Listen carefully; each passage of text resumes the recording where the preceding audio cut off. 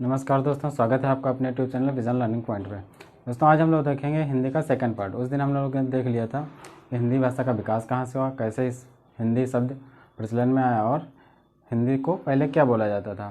तो हमने ये सब देख लिया था। कौन कौन सी भाषाएँ होती है ये भी देख लिया था। हिंदी कहाँ से कैसे बनी ये भी हमने देख लिया था। जैसे संस्कृत, पाली, प्राकृत, अपभ्रंश, हिंदी, ये सब मैंने देख लिया था। आज हम लोग देखेंगे कि जो है अपभ्रंश के कौन कौन से भेद होते हैं, उसमें कौन कौन सी उपभाषाएँ आती हैं। उसके बाद हम देख लेंगे उपभाषाओं के अंतर्गत कौन कौन सी बोलियां आती हैं। तो पहले हम देखते हैं अपभ्रंश के कितने भेद होते हैं। तो हाँ, हेडिंग डालेंगे अपभ्रंश के भेद। हेडिंग डालेंगे अपभ्रंश के भेद। अपभ्रंश के भेद। तो पहले हम क्या देखें, अपभ्रंश के भेद देखेंगे। अपभ्रंश के भेद देखना है तो भेद होते हैं हमारे 6। अब कौन कौन से होते हैं इसके लिए हम क्या करेंगे, पहले एक टेबल बना लेंगे। एक टेबल बना लेंगे। एक साइड में हम लिख लेंगे, एक साइड में लिख लेंगे भेद और दूसरी साइड में लिख लेंगे आधुनिक भारतीय आर्य भाषाएं। आधुनिक भारतीय आर्य भाषाएं, यानी कि कौन कौन से भेद होते हैं पहले इधर भेद लिखेंगे, उसमें कौन सी उपभाषाएं आती हैं ये लिखेंगे। तो पहला नंबर 1 हम क्या देखेंगे, हमारा है नंबर 1 भेद सौरसेनी अपभ्रंश, यानी कि सौरसेनी अपभ्रंश। ये सौरसेनी अपभ्रंश है। इसमें कौन कौन सी भाषाएं आती हैं पहले हम ये देखते हैं। तो सौरसेनी अपभ्रंश में हमारी भाषा आती है से पश्चिमी हिंदी। ये उपभाषाएं हैं। इसमें कौन कौन सी बोलियां आती हैं हम अगली टेबल में देखेंगे। पश्चिमी हिंदी, राजस्थानी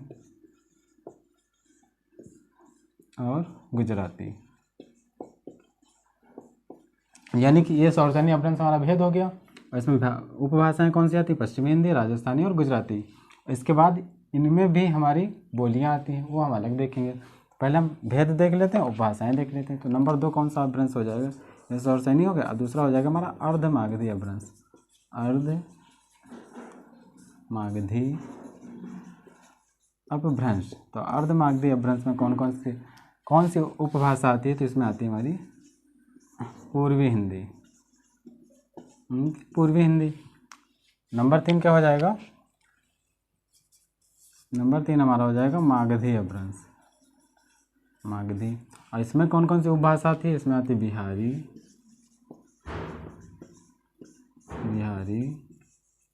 उड़िया, बांग्ला, असमिया, ये उपभाषाएं इसमें आती हैं मागधी में। बिहारी, उड़िया, बांग्ला और असमिया। और नंबर 4 देखते हैं। तो नंबर 4 हमारा क्या हो जाएगा, नंबर 4 हमारा हो जाएगा, देखो सौरसेनी हो गया, अर्धमागधी हो गया, मागधी हो गया, और नंबर 4 हो जाएगा खस अपभ्रंश। अपभ्रंश इसमें भी लिख लेंगे, अपभ्रंश इसमें भी, यानी कि खस अपभ्रंश।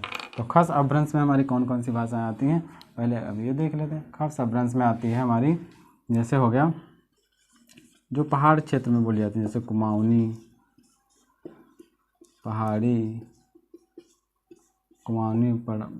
पहाड़ी, गढ़वाली। तो ये हमारी खस अपभ्रंश में आती हैं। और नंबर 5 कौन सा अपभ्रंश हो जाएगा हमारा, ये खस हो गया। नंबर 5 हो जाएगा ब्राह्मण अपभ्रंश। ब्राह्मण अपभ्रंश। और ब्राह्मण में कौन सा आता है, ब्राह्मण में उपभाषा आती है हमारी पंजाबी और सिंधी, ये हमारी ब्राह्मण में आती है। अब उसके बाद नंबर 6 हम देखेंगे महाराष्ट्रीय अपभ्रंश। महाराष्ट्रीय अपभ्रंश। अब महाराष्ट्रीय अपभ्रंश में कौन सी भाषा आती है, इसमें आती है हमारी मराठी। तो हमने क्या देखा, नंबर 1 सौरसेनी अपभ्रंश, इसमें कौन सी भाषा, पश्चिमी हिंदी, राजस्थानी, गुजराती। अर्धमागधी अपभ्रंश में पूर्वी हिंदी। मागधी अपभ्रंश में बिहारी, उड़िया, बांग्ला और असमिया।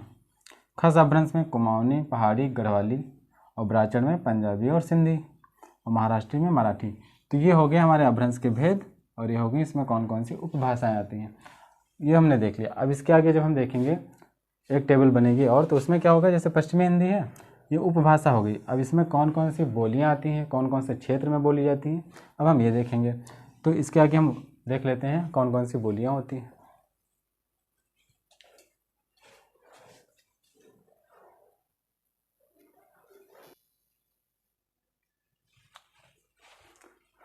आइए अब हम देखते हैं कि उपभाषा कौन कौन सी हैं, उसमें कौन कौन सी बोलियाँ आती है। जो हमने अभी लिखा था वो हमारी उपभाषाएँ थी, उसमें कौन कौन सी बोलियाँ आती है देखते हैं। तो अगर उपभाषा देखा जाए तो कितनी होती हैं उपभाषाएँ, 5 होती हैं। अब इनके अंतर के कितनी बोलियाँ आती हैं, यानी कि 17 बोलियाँ आती हैं। तो इसमें हम टेबल बना लेंगे। एक तरफ क्या लिख लेंगे, एक तरफ लिख लेंगे उपभाषा और एक तरफ लिख लेंगे प्रमुख बोलियाँ, प्रमुख बोलियाँ। और एक हेडिंग बना लेंगे क्षेत्र, यानी कि कौन से क्षेत्र में बोली जाती हैं। तो ये 3 कॉलम हो गए। अगर हम एक और बनाना चाहें तो इसमें हम लिख सकते हैं ट्रिक, यानी कि हम कैसे उसको याद करेंगे आसानी से। तो ये 4 कॉलम हम बना लेते हैं। ठीक, ये 4 कॉलम हो गए। अब पहले हम देखते हैं कौन सी उपभाषा है। तो नंबर 1 हमने क्या पढ़ा था, राजस्थानी। तो ये राजस्थानी उपभाषा हो गई। अब राजस्थानी हिंदी हो गई हमारी, यानी कि उपभाषा। तो इसमें कौन कौन सी बोलियाँ होती हैं, तो इसमें हम क्या लिखेंगे, इसमें कौन कौन सी बोलियाँ आती हैं लिख लेते हैं। या इसमें आती है मारवाड़ी, मारवाड़ी, मालवी, जयपुरी और मेवाती। इसमें 4 उपभाषाएँ, 4 बोलियाँ आती हैं, मारवाड़ी, मालवी, जयपुरी और मेवाती। ये कौन से क्षेत्र में बोली जाती है, ये बोली जाती है राजस्थान में। राजस्थान में बोली जाती है क्योंकि इसमें 4 उपभाषाएँ। तो ये राजस्थान को हम 4 पार्टों में डिवाइड करेंगे। जैसे ये हमारा कौन सा हो जाएगा, पश्चिमी राजस्थान, यानी कि पश्चिमी राजस्थान में बोली जाती है। और ये हमारे दक्षिणी राजस्थान में बोली जाती है। और जयपुरी किस में बोली जाती है, हमारा पूर्वी राजस्थान में बोली जाती है। और मेवाती उत्तरी राजस्थान में बोली जाती है। तो राजस्थानी में कौन कौन सी बोलियाँ आती हैं, मारवाड़ी, मालवी, जयपुरी और मेवाती। ये क्षेत्र कौन सा हो गया, राजस्थान हो गया। मारवाड़ी का हो गया पश्चिमी राजस्थान, मालवी का दक्षिणी राजस्थान, जयपुरी पूर्वी राजस्थान, मेवाती उत्तरी राजस्थान। अब इसको हम याद कैसे करेंगे, यानी राजस्थानी में 4 बोलियाँ आती हैं, इसको हम आसानी से कैसे याद कर सकते हैं ताकि हमें भूले ना। तो इसके लिए हम ट्रिक लिख लेंगे इधर। ट्रिक क्या होगी हमारी, मामा जमे राजस्थान में, राजस्थान में। इसमें हो जाएगा मारवाड़ी, मालवी, जहाँ से जयपुरी, में से मेवाती और राजस्थान से राजस्थानी। इसमें क्षेत्र भी आ गया। अब नंबर 2 हम क्या देखते हैं, नंबर 2 हम देखते हैं पश्चिमी हिंदी। अगली हेडिंग हुई पश्चिमी हिंदी। अब पश्चिमी हिंदी में कौन कौन सी बोलियाँ आती हैं, अब ये हम देख लेते हैं। पश्चिमी हिंदी में हमारी बोलियाँ आती हैं कौरवी, बांगरू, कौरवी, बांगरू। कौरवी को या खड़ी बोली ये सेम है, मतलब जो खड़ी बोली आजकल हम लोग बोलते हैं वही कौरवी है। कौरवी या खड़ी बोली, बांगरू। और बांगरू को हम क्या कह सकते हैं, हरियाणवी, यानी कि हरियाणा के क्षेत्र में बोली जाती है। हरियाणवी, कौरवी, बांगरू, हरियाणवी। और एक ब्रजभाषा, ब्रजभाषा और बुंदेली। और एक कन्नौजी, यानी कि इसमें हमारी 5 बोलियाँ आती हैं, इसमें हमारी 4 बोलियाँ आती हैं। तो कौन कौन सी आती है, कौरवी, खड़ी, कौरवी या खड़ी बोली, बांगरू या हरियाणवी, ब्रजभाषा, बुंदेली और कन्नौजी। अब ये किस क्षेत्र में बोली जाती है, हम क्षेत्र लिख लेते हैं। ये हमारी बोली जाती है जैसे हरियाणा का क्षेत्र हो गया, हरियाणा, उत्तर प्रदेश। ये हरियाणा उत्तर प्रदेश के क्षेत्र में बोली जाती है। और इसको हम आसानी से कैसे याद कर सकते हैं, जैसे कौरवी, बांगरू, ब्रजभाषा, बुंदेली और कन्नौजी। तो इसके लिए हम ट्रिक लिख लेते हैं। ट्रिक क्या होगी, बाबू, बाबू, बको, कन्नौजी। बाबू, बको, कन्नौजी, ये हमारी ट्रिक हो गई। बा से बांगरू, बू से बुंदेली, फिर दूसरे बा से क्या हो जाएगा, ब्रजभाषा, कौ से कौरवी और कन्नौजी से कन्नौजी हो गए। यानी कि 5 उपभाषाएँ हमारी पश्चिमी हिंदी में आती हैं। अब अगला हम देख लेते हैं इसके आगे जो और बोलियां हैं।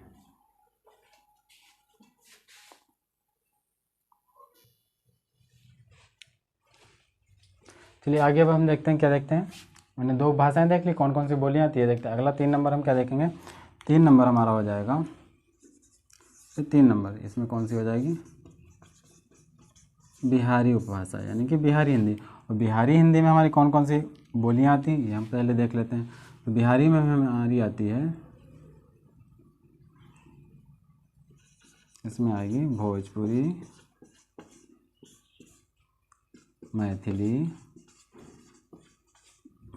मैथिली और मगही। ये 3 बोलियां इसमें आती हैं, यानी कि भोजपुरी, मैथिली और मगही। ये हमारी बिहारी उपभाषा के अंतर्गत आती हैं बोलियां। तो ये कौन से क्षेत्र में बोली जाती हैं? तो बिहारी हिंदी है, तो बिहार के क्षेत्र में बोली जाती है, क्योंकि बिहार और थोड़ा थोड़ा उत्तर प्रदेश, बिहार उत्तर प्रदेश के क्षेत्र में बोली जाती है। ये हो गया। इसको हम आसानी से ऐसे याद कर लेंगे, इसमें ट्रिक की ज़रूरत नहीं है। भोजपुरी, मैथिली, मगही। और नंबर 4 हम देखते हैं पूर्वी हिंदी। पूर्वी हिंदी में कौन कौन सी बोलियाँ आती हैं? इसमें आती है हमारी अवधी, बघेली, छत्तीसगढ़ी। अवधी, बघेली, छत्तीसगढ़ी, ये हमारी पूर्वी हिंदी में आती है। और इसका क्षेत्र क्या हो जाएगा? इसका क्षेत्र हमारा उत्तर प्रदेश हो जाएगा और मध्य प्रदेश हो जाएगा, क्योंकि छत्तीसगढ़ी मध्य प्रदेश से जो अलग हुआ था छत्तीसगढ़, उसमें बोली जाती है। तो थोड़ा थोड़ा मध्य प्रदेश में के लोग भी बोलते हैं। अवधी, बघेली, छत्तीसगढ़ी उत्तर प्रदेश और मध्य प्रदेश में हो जाएगी। इसके अगर हम लिखना चाहें ट्रिक, तो इसमें क्या लिख सकते हैं? पूर्व की ABC, ए से हो गया अवधी, बी से बघेली, सी से छत्तीसगढ़ी और पूर्व से हो गया पूर्वी हिंदी। इसके बाद हम देखते हैं नंबर 5, हमारी 5 उपभाषाएं थी। अब लास्ट कौन सा हो जाएगा? पहाड़ी। अब पहाड़ी में हम देखते हैं कौन कौन सी बोलियां आती हैं। तो पहाड़ी में हमारी आती है कुमाऊनी और गढ़वाली। और कौन कौन से क्षेत्र में बोली जाती है? क्षेत्र इसका हम लिख लेते हैं। ये बोली जाती है उत्तराखंड में और हिमाचल प्रदेश में। तो ये हो गया कुमाऊनी और गढ़वाली। इसकी ट्रिक नहीं है, क्योंकि ये 2 ही भाषाएं, आप आसानी से याद कर सकते हैं, कुमाऊनी, गढ़वाली। तो हमने क्या देखा? 5 उपभाषाएं देखी और उसके अंतर्गत आने वाली 17 बोलियां देखी। 17 बोलियां आप काउंट कर सकते हैं आसानी से। इसमें कितनी है? 3 है और इसमें कितनी है? 2 है। 3, 3, 6, 2, 8 तो ऐसी हो गई। और पिछले वाले मैंने एक में 4 पढ़ी थी, एक में 5 पढ़ी थी, तो 4, 5, 9 हो गई। 8 और 9 17, यानी कि 17 बोलियां हैं। और ये हमारी उपभाषाएं कितनी हैं? 5 उपभाषाएं हैं। बोलियां कितनी हैं? 17 कुल। तो इस तरह से हमने क्या देखा? प्रमुख बोलियां देखी, उनकी उपभाषाएं देखी। अब आगे हम देखते हैं कि बोली क्या होती है। अगर बोली की परिभाषा लिखना चाहें तो हम क्या लिख सकते हैं? जैसे बोली किसे कहते हैं, उपभाषा किसे कहते हैं, या भाषा किसे कहते हैं? तो बोली क्या होती है? जो छोटे से क्षेत्र में बोली जाती है और उसमें साहित्यिक रचना नहीं होती है। तो बोली में साहित्यिक रचना नहीं होती है, तो क्या हो जाएगी? हमारी बोली हो जाएगी। उपभाषा क्या होती है? जब उसी बोली को लोग साहित्य का मतलब दर्जा देने लगते हैं, जैसे उस भाषा का प्रयोग साहित्य में करने लगते हैं, और तो उसका थोड़ा विस्तार क्षेत्र बढ़ जाता है, तो क्या हो जाती है? उपभाषा हो जाती है। उपभाषा का जब प्रयोग बड़े बड़े साहित्यकार मतलब विस्तार रूप से करने लगते हैं, उसको परिनिष्ठित कर देते हैं, परिष्कृत कर देते हैं, शुद्ध कर देते हैं उस भाषा को, तो वही हमारी भाषा क्या बन जाती है? भाषा बन जाती है। तो बोली से बनेगा उपभाषा, उपभाषा से क्या बनेगा? भाषा बनेगा। तो हमने क्या देखा? अब इसकी हम परिभाषा लिख सकते हैं कि बोली किसे कहते हैं, उपभाषा किसे कहते हैं और भाषा किसे कहते हैं। इनकी परिभाषा अब हम लिख लेते हैं।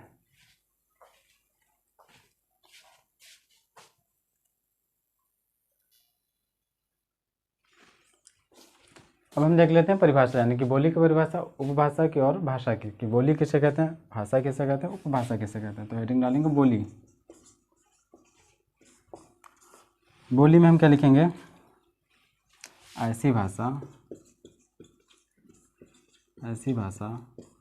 जो एक छोटे क्षेत्र में, चल नहीं रहा है, छोटे क्षेत्र में बोली जाती है, यानी कि ऐसी भाषा जो छोटे क्षेत्र में बोली जाती है। इसमें साहित्यिक रचना नहीं होती, तो इसमें क्या लिखेंगे? इसमें साहित्यिक रचना नहीं होती है।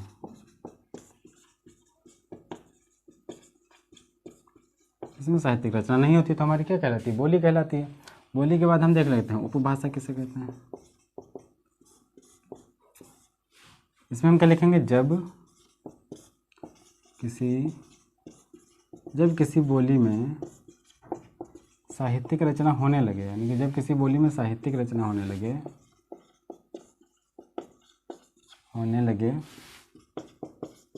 और उसका विस्तार क्षेत्र बढ़ जाए, यानी कि उसका क्षेत्र विस्तार हो जाए, क्षेत्र विस्तार हो जाएगा, तो क्या हो जाएगी? हमारी उपभाषा कहलाएगी।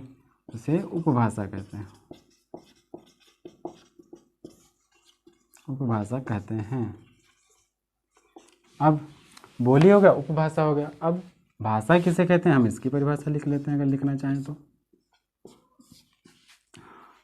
इसमें हम क्या लिख सकते हैं, ऐसी भाषा जो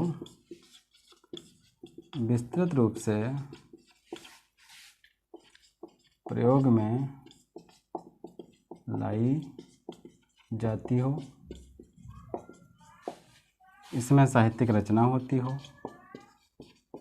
इसमें साहित्यिक रचना होती हो तथा साहित्यकार इसे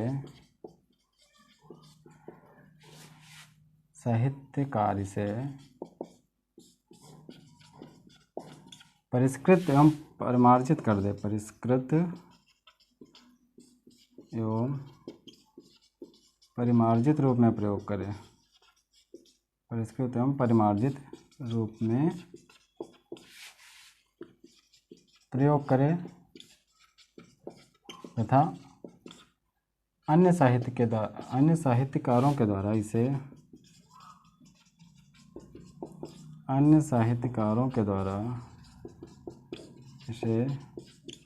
मान्यता प्रदान कर दी जाए, मान्यता प्रदान कर दी जाए। तो ये हमारी क्या हो जाएगी, भाषा हो जाएगी।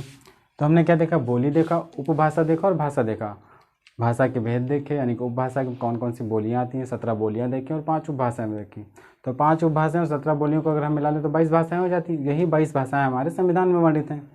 तो यही बोलियाँ और उपभाषाएं हमारे संविधान में वर्णित हैं। तो हमने आज क्या देखा, भाषाएं देख ली और भाषा के भेद देख लिया, यानी कि बोलियाँ देख ली। ये दूसरा वीडियो था। इसी तरह से हम अगला भी वीडियो लाते रहेंगे जो आपके लिए बहुत ही हेल्पफुल रहेगा।